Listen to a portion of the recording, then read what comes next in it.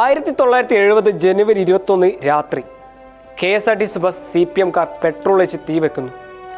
സംഭവ സ്ഥലത്ത് നിന്ന് തന്നെ ഒരാൾ വെന്തു മരിച്ചു. ഗുരുതരമായി പൊള്ളലേറ്റ മറ്റു 3 പേർ തുടർന്നുള്ള ദിവസങ്ങളിൽ ആശുപത്രിയിൽ വെച്ച് മരണത്തിന് കീഴടങ്ങി. CPM നടത്തുന്ന KSRTC സമരം വിജയിപ്പിക്കാൻ ജനങ്ങൾ ബസ്സിൽ യാത്ര ചെയ്യുന്നത് തടയാനുള്ള ഒരു തന്ത്രമായിരുന്നു അത്. എന്നാൽ 4 ആളുടെ മരണം കമ്മ്യൂണിസ്റ്റ് പാർട്ടിക്ക് ന്യായീകരിക്കാൻ പറ്റാതെ വന്നതോടെ CPM ജില്ലാ കമ്മിറ്റി ഒരു പ്രസ്താവന പുറപ്പെടുവിപ്പിച്ചു. അതിങ്ങനെയായിരുന്നു: KSRTC ബസ്സിൽ തീ വെച്ചത് കോൺഗ്രസ്സുകാരായിരുന്നു.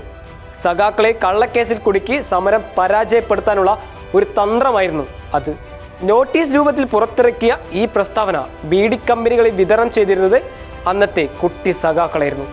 1970 ചാവശ്ശേരി കേസ് വീണ്ടും ചർച്ചയാവുകയാണ്. ചരിത്ര ഗവേഷകനും കേരളത്തിലെ കമ്മ്യൂണിസ്റ്റ് പ്രസ്ഥാനത്തിന്റെ ചരിത്രകാരനുമായ ബാലകൃഷ്ണന്റെ ഫേസ്ബുക്ക് പോസ്റ്റിലൂടെ 1971 നക്സൽ കേസുമായി ബന്ധപ്പെട്ട് ബാലകൃഷ്ണനെ പോലീസ് അറസ്റ്റ് ചെയ്യുന്നത്. തുടർന്ന് കണ്ണൂർ സെൻട്രൽ ജയിലിലേക്ക്. അവിടെ വെച്ചാണ് ചാവശ്ശേരി തീവെപ്പ് കേസിലെ പ്രതികളുമായി സൗഹൃദത്തിലാവുന്നത്. അവിടെ വെച്ചാണ് ഈ കേസിലെ യഥാർത്ഥ സത്യം അദ്ദേഹം മനസ്സിലാക്കുന്നത്. 1970 ചാവശ്ശേരി KSRTC ബസ്സിൽ തീവെപ്പുമായി ബന്ധപ്പെട്ട് അന്ന് മരിച്ചത് 4 പേരായിരുന്നു. അതുകൊണ്ട് തന്നെ അത് പാർട്ടിയുടെ ഒരു തന്ത്രമായിരുന്നു. ഇത്രയും ആളുകൾ കൊല്ലപ്പെട്ടപ്പോൾ അങ്ങനെ ഒരു തന്ത്രമേ പാർട്ടിക്ക് എടുക്കേണ്ടി വന്നുള്ളൂ.